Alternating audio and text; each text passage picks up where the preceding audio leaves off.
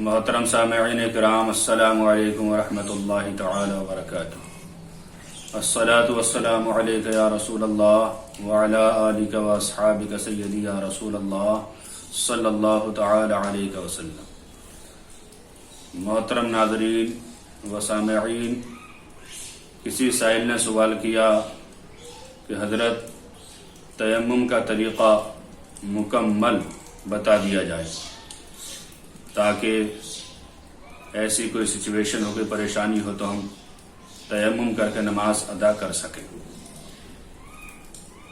سب سے پہلے آپ یہ سمجھ لیں کہ تیمم کرنا بلا وجہ کافی نہیں ہے۔ یا تو آپ ایسی جگہ ہوں کہ وہاں 1 میل تک دور تک پانی نہ ہو، یا کوئی ایسی بیماری ہو کہ کسی ماہر حکیم نے یا طبیب نے، ڈاکٹر نے کہہ دیا ہو کہ اگر آپ پانی کو ہاتھ لگائیں گے تو اور زیادہ بیمار ہو جائیں گے یا جان سے جانے کا اندیشہ ہے، اس وقت تیمم کر سکتے ہیں۔ یا پانی موجود ہو لیکن قیمت سے مل رہا ہو اور آپ کے پاس اتنے پیسے نہ ہوں کہ آپ قیمت ادا کر سکیں، یا پانی پر کوئی زہریلا یا خوخار درندہ بیٹھا ہوا ہو، تب بھی آپ تیمم کر کے نماز پڑھ سکتے ہیں۔ تیمم میں اولاً 3 فرض ہیں، ان 3 فرضوں کا خاص خیال رکھا جائے۔ تینوں فرائض ادا ہونے کے بعد جس طرح وضو سے نماز پڑھ لیتے ہیں، تلاوت کر لیتے ہیں، اسی طرح تیمم سے بھی نماز پڑھ سکتے ہیں اور وضو بھی تلاوت بھی کر سکتے ہیں۔ نمبر 1، سب سے پہلے ہم نیت کریں کہ ہم جو یہ مٹی پہ ہاتھ ماریں گے، تیمم کریں گے، یہ ہم تیمم کر رہے ہیں۔ عربی نیت یاد ہے تو عربی کر لیں، اچھی بات ہے۔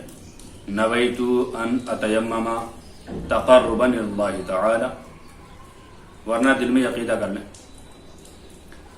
سب سے پہلے مٹی یا مٹی کی جنس پر یا دیوار پر یا جہاں آپ کو محسوس ہو کہ یہاں گرد ہوگی، وہاں دونوں ہاتھوں کی انگلیاں اچھی طرح پھیلائیں اور پھیلانے کے بعد زمین پر ماریں۔ زمین پر مارنے کے بعد جس طرح وضو میں ہماری پیشانی سے تھوڑی کے نیچے تک، 1 کان کی لو سے دوسرے کان کی لو تک دھونا فرض ہے، اسی طرح تیمم میں وہ گرد کا ہاتھ پورے چہرے پر پھیرنا فرض ہے۔ 1 مرتبہ چہرے پر ہاتھ پھیرنے اس طریقے سے کہ کوئی بھی جگہ خالی نہیں رہنی چاہیے۔ دوبارہ پھر پاک مٹی پر ہاتھ ماریں اور ہاتھ مارنے کے بعد پہلے دایاں ہاتھ اپنا پورا یہاں تک کوہنی سمیت پھیر لیں، پھر بائیں ہاتھ پر پورا کوہنی سمیت سب جگہ پھیر لیں۔